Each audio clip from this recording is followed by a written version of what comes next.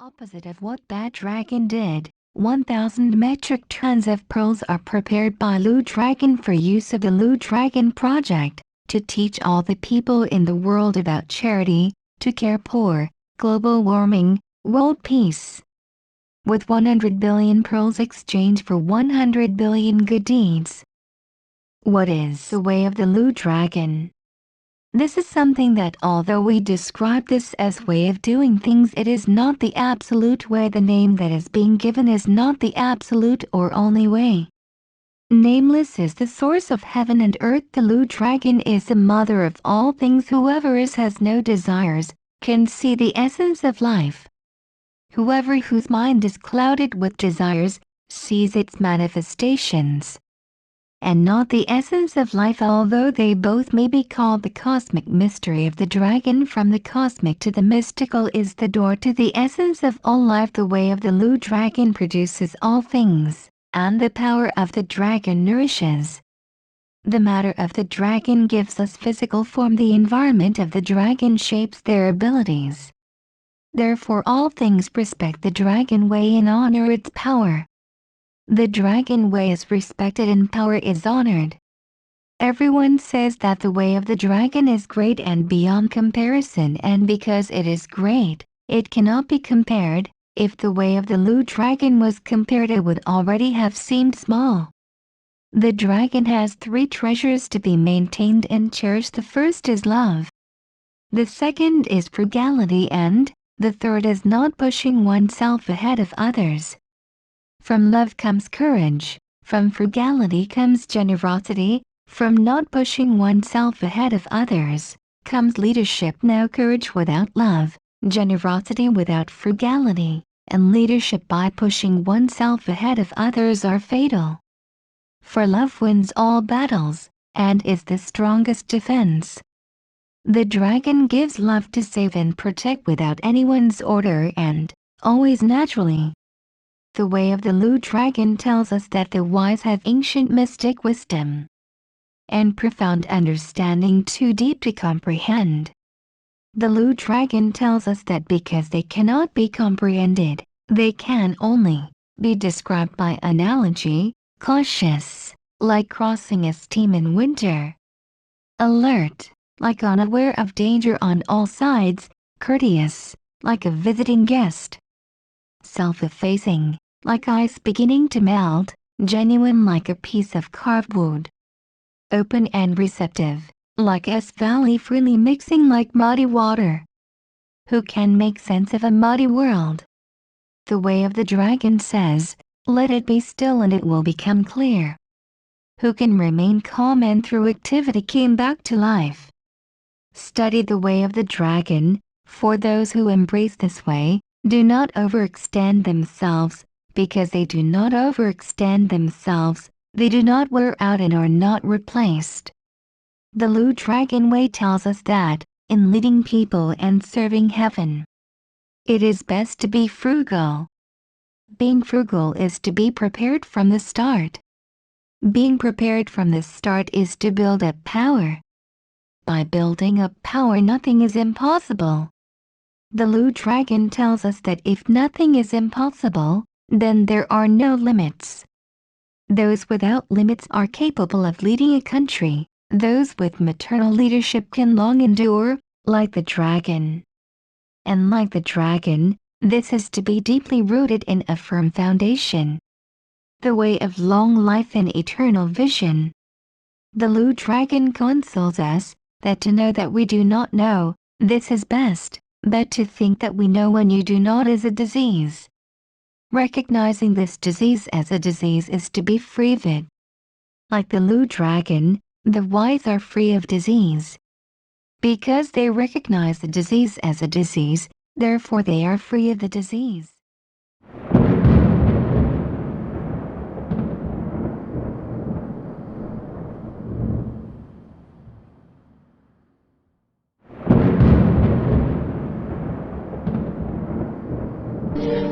Hello, I'm Severin Suzuki speaking for ECHO, the Environmental Children's Organization.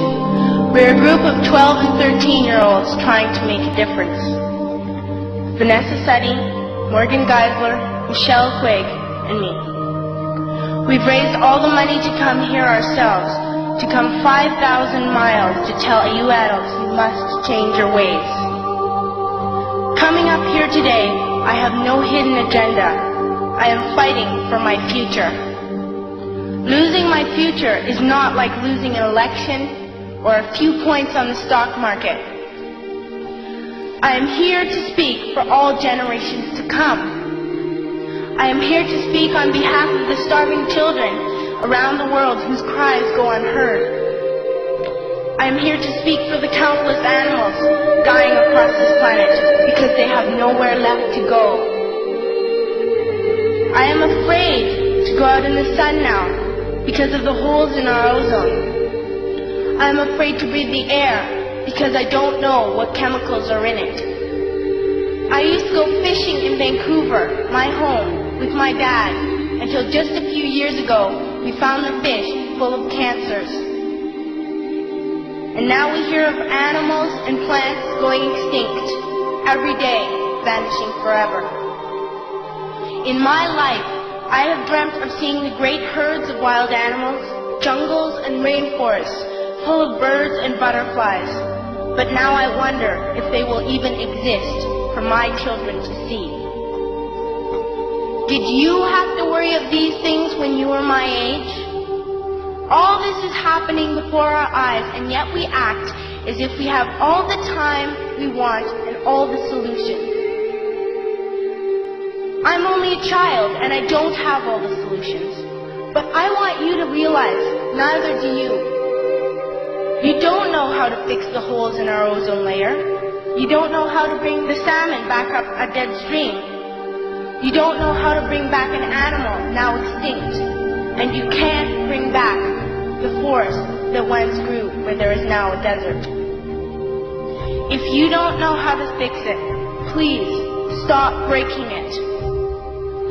Here, you may be delegates of your government, business people, organizers, reporters, or politicians, but really, your mothers and fathers, sisters and brothers, aunts and uncles, and all of you are someone's child. I'm only a child, yet I know we are all part of a family, 5 billion strong, in fact 30 million species strong. And borders and governments will never change that. I'm only a child, yet I know we are all in this together and should act as one single world towards one single goal. In my anger, I am not blind, and in my fear, I am not afraid of telling the world how I feel. In my country, we make so much waste. We buy and throw away, and yet northern countries will not share with the needy. Even when we have more than enough, we are afraid to share. We are afraid to let go of some of our wealth. In Canada, we live the privileged life, with plenty of food, water, and shelter. We have watches, bicycles, computers, and television sets. The list could go on for 2 days. 2 days ago, here in Brazil, we were shocked when we spent time with some children living on the streets. This is what one child told us. I wish I was rich. And if I were, I would give all the street children food, clothes, medicines, shelter, and love and affection. If a child on the streets who has nothing is willing to share, why are we who have everything still so greedy? I can't stop thinking that these are children my own age, that it makes a tremendous difference where you are born. That I could be one of those children living in the favelas of Rio. I could be a child starving in Somalia, or a victim of war in the Middle East, or a beggar in India. I am only a child, yet I know if all the money spent on war was spent on finding environmental answers, ending poverty, and finding treaties, what a wonderful place this earth would be. At school, even in kindergarten, you teach us how to behave in the world. You teach us not to fight with others, to work things out. to respect others, to clean up our mess, not to hurt other creatures, to share, not be greedy. Then why do you go out and do the things you tell us not to do? Do not forget why you are attending these conferences, who you're doing this for. We are your own children.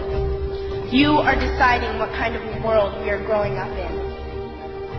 Parents should be able to comfort their children by saying, everything's going to be all right.